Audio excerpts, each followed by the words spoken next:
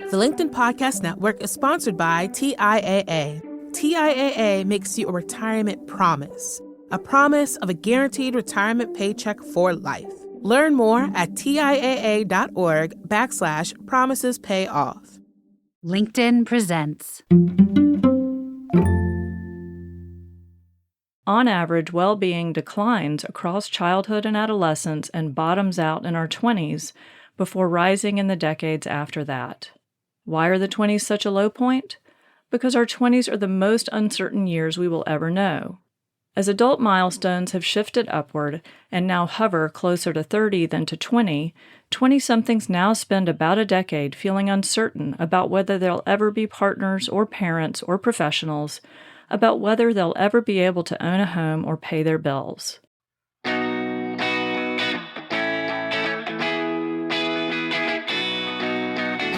Happy Tuesday, everyone. This is the Next Big Idea Daily, the show that gives you a quick dose of insight to start your day right. I'm your host, Michael Kovnat, and I don't want to date myself, but let's just say that I was in my 20s, like 20-something years ago. Do I miss being that young? Well, yes and no. I mean, it was a great time for sure, but there are a lot of anxieties and uncertainties that go along with that stage of life that I'm glad are behind me. How about you? Do you miss your 20s? Are you in your 20s? Or are you close to someone who is? If so, you'll want to pay attention to these big ideas from the new book, The Twentysomething Treatment, a revolutionary remedy for an uncertain age by Meg Jay. Meg is on the faculty of the University of Virginia and in private practice as a developmental clinical psychologist specializing in 20-somethings. In her book, she observes that many in this age group suffer complex mental health problems, including anxiety and substance abuse, that we really shouldn't ignore. Here she is to share some key insights about what she calls the defining decade.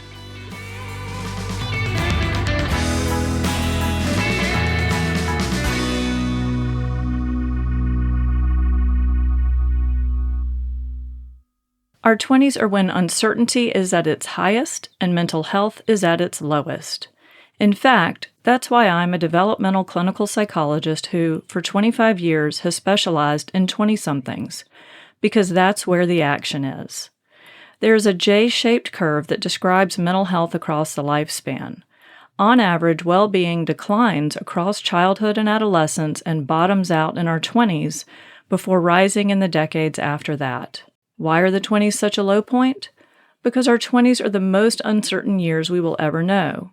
As adult milestones have shifted upward and now hover closer to 30 than to 20, 20-somethings now spend about a decade feeling uncertain about whether they'll ever be partners or parents or professionals, about whether they'll ever be able to own a home or pay their bills.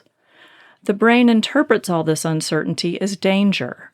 That's because, from an evolutionary perspective, it feels dangerous not to know what's around the corner or what's happening next. That's why uncertainty functions as what's called a transdiagnostic stressor, one that can make people feel anxious or sad or suicidal or cause them to reach for substances to cope. Yet 20-somethings aren't in danger, they're in their 20s, and that feels scary. It's ironic.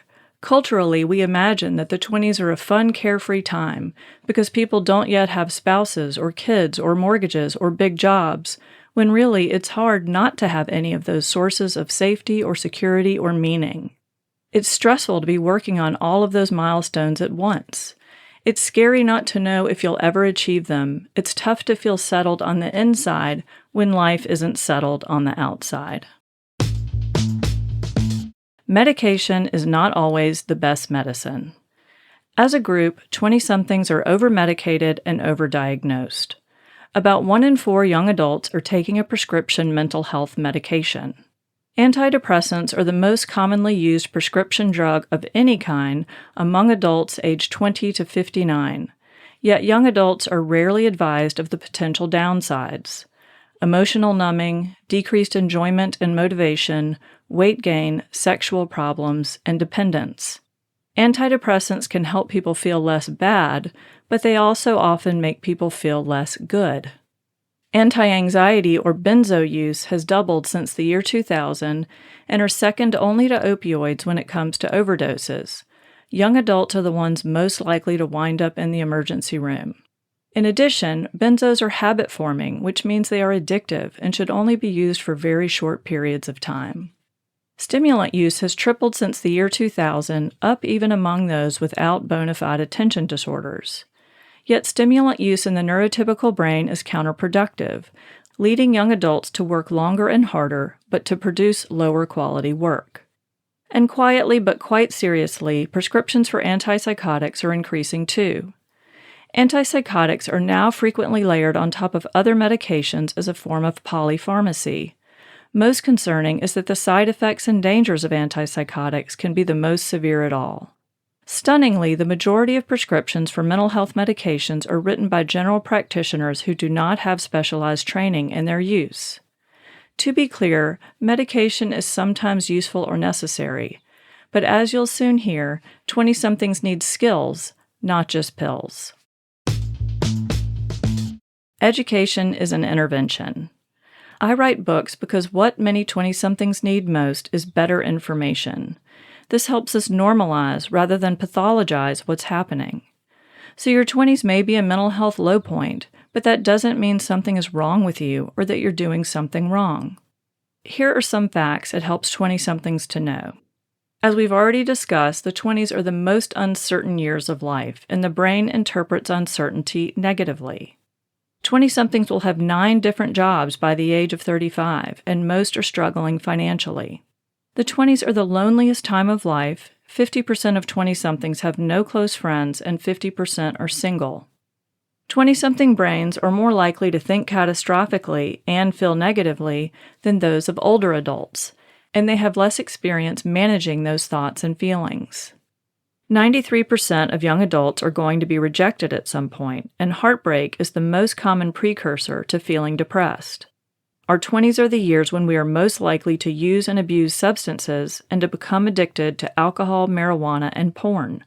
They are also the years when we are most likely to cut back or stop. And over 50% of 20-somethings have not yet found a source of purpose.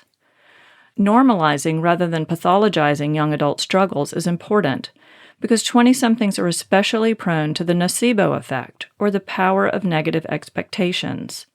When we tell young adults they are disordered, or when they read online they have lifelong problems or will always need medications, we are setting them up to feel hopeless and helpless, right when their identity and sense of self is forming, and just when they need to dig in the most. Life is the best therapist, and it's affordable and accessible and right outside your door. Here's my favorite fact about how people change in therapy. The largest slice of client improvement, a whopping 40%, comes from what happens outside of sessions rather than from what happens in the room. Compare this to the 15% of improvement that comes from what you learn in treatment, or the 15% that comes from the placebo effect. In other words, although education and expectations matter, your mental health is most likely to be improved by what's happening and by what you're doing at work, at home, in school, around your town, in your country, and in your relationships. That's why, as a therapist, I'm a pusher rather than a puller. I'd rather push people out into their lives than pull them in closer to me. The therapy relationship can be important, but as I tell all my clients, if I'm the most important person in your life, then I'm not doing my job. Change might happen in your therapy session, but there are 167 other hours in your week that are much more likely to impact who and how you are. In fact, these skills are the ones most likely to improve your mental health. Learning how to work or how to feel more competent on the job. Learning how to think less catastrophically and more rationally or even optimistically. Learning how to be social and how to find and make friends in adulthood. Learning how to love and how to survive a heartbreak. Learning how to move your body more. Learning how to have sex rather than rely on porn. Learning how to change bad habits such as over-reliance on substances like alcohol or marijuana. Learning how to make decisions. Learning how to choose purpose and meaning over despair. Even just learning how to cook has surprising benefits for our mental health. Mental health gets better when life gets better, and when we get better at life. Your 20s are probably not going to be the best years of your life, and that's good news. Too many 20-somethings think their 20s are going to be the best years of their lives and it's all downhill from there. In fact, it's the other way around. Remember that J-shaped curve? Your 20s may be a mental health low point, but more often than not, they're a turning point too. These are the years when, after trending downward, how we feel starts to take an upward turn. This isn't unrealistic optimism or magical thinking. It's a data-driven view supported by multiple studies in adult development, which have one consistent message. Life improves as we age, and not coincidentally, so does our mental health. Well-being improves across every decade of adulthood, from the 20s to the 80s. So does happiness and satisfaction, so do close relationships, so does financial stability, and so does meaning and purpose. This matters because it gives 20-somethings hope, and hope is an elixir. It's helpful and even healing. Young adults who have hope are less likely to feel anxious and depressed. They're more likely to work toward the future. They're more likely to engage in healthy behaviors. And they're less likely to think about ending their lives. It's the power of positive expectations. I tell all my clients, if your 20s turn out to be the best years of your life, then something has gone terribly wrong. Life should get better as you go. Or as a 20-something once put it to me, don't peak in your 20s. In closing, let me say that for 25 years, I've said I work with young adults because that's where the action is. But to be more accurate, I should say that's where the action begins. Despite our cultural obsession with how great our 20s are supposed to be, I don't know a single person in their 30s or beyond who would go back to being a 20-something. I say that not to mean that the 20s are bad, as much as I mean that the 20s are when life starts to get good. Of course, I don't know how my clients' or readers' lives are going to turn out, and that uncertainty is part of what makes working with 20-somethings so exciting. I do know that as you age, you will probably become happier and healthier, simply because you're more likely to have and do the things that make people happier and healthier. You'll wake up not to overwhelming unknowns, but to whatever it is that you have decided mattered most. You'll open your eyes to a chosen partner or purpose or profession. You'll get out of bed for the children or the friends or the work you love. And you'll walk out your door into the place you've decided to inhabit or visit, at least for now. As you get older, you'll likely feel more settled because you are more settled, not just on the outside, but on the inside too. Your 20s may be an uncertain and scary time, but don't panic, don't despair, don't catastrophize, don't pathologize. The best is yet to come. Okay, thank you, Meg. Listeners, whatever age you are, I think you might find something to like in the next Big Idea Club. With our box subscription plan, we'll send you the best new nonfiction books every quarter, as chosen by our curators Malcolm Gladwell, Adam Grant, Susan Cain, and Daniel Pink. You'll also get video and audio masterclasses, invitations to live events, and a whole lot more. Check it out at nextbigideaclub.com and use the promo code DAILY for a special discount. I'm Michael Kovnat. See you tomorrow.